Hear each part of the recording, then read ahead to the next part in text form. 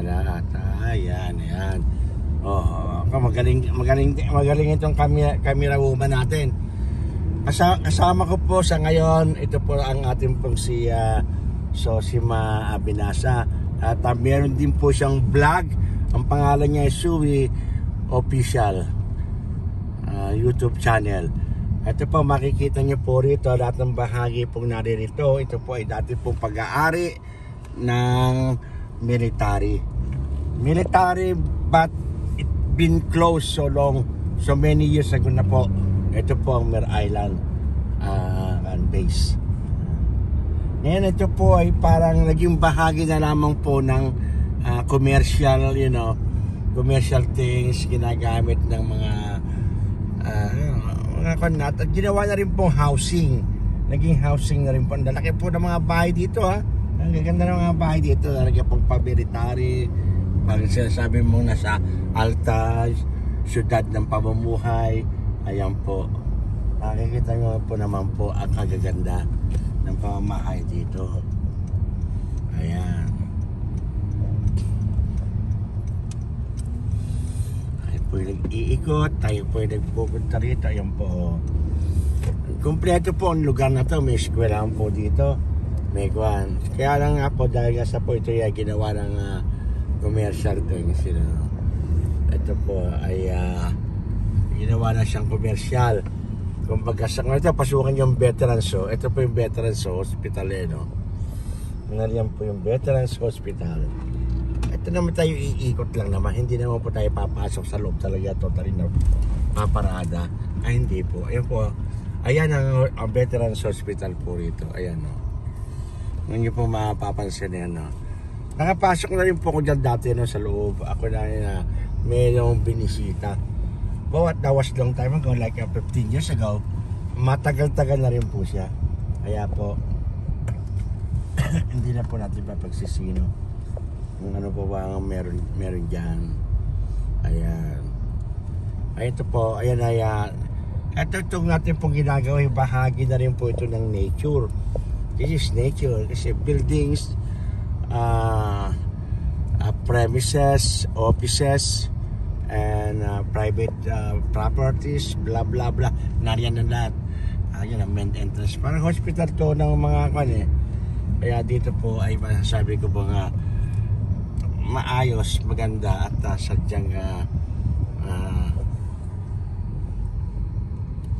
mabibighani ka rin sa mga Department of Veterans Affairs. Ayan po siya outpatient clinic po siya. Ito na po yung tinatawag nilang Building 25. Ayan Department of Veterans Affairs po siya. At I wish na kunan po ni Sosima, ni Suwi official vlog. At pinopromote din po natin yung channel ni Sosima para magkaroon din po siya ng pagkakaabalahan at nang matuto din. Kaya lang nga sabi nga nila, kinakailangan Boss Nelson o Daddy Nelson, ikaw muna ang matuto ng gusto sapagkat kami ay susunod lamang sa iyo. Yan po yung mga building. Napagpapasok ko na yan dati nung ako nagkaroon ng mga recession. Ako yung naghanap ng trabaho. Ako po yung masigasig nung araw noon. Hindi po tayo nagpapatumpik-tumpik sa ating po mga ginagawa. Ayan po yung mga crane nilang gagaling. Ayan ito na. Dito po tayo sa Walnut Avenue. Ayan. Maganda pa lang ganitong oras po mag-ikot At kasi nga po ay maganda po ang mga tanawin pati. At unang-una sa lahat po ay hindi mainit. Hindi po siya mainit ngayon. Ayan po mga premises. Ayan diba po, nakikita niyo po. Dito rin po, kung di ako nagkakamali, dito rin po ginawa yung tinatawag nating pinikula ni may pinikula Escape from ang pamagat niya dito siya ginanap sa lugar na to, movie. Kasi nga mahilig din po tayong manood ng English movies. Kasi kita nyo ang lalaki Ito po. Yan ito po ang malaki. yung mga nagpapasok, alam ko, pumapasok ng military. Papatakbo sa kanila mula doon hanggang doon. Pag yan nagawa mo everyday, tanggap ka na sa pagmimilitary sa Amerika. At pagkakaunawa ko, nangangailangan sila ng mga sundalo ngayon, ng mga trainees. Kung tayo bata-bata pa, siguro mga ganung edad ay papasok ka na. Kasi nga po, tayo po yung naghahanap ng stable life. Maging stable life po ang ating buhay. Ano po, ayan din po tayo at yan po, yung pong makikita po, matatanaw po ninyo ang lahat ng paligid po rito sa may nagdalakihan pa pong lugar, ang dami pa.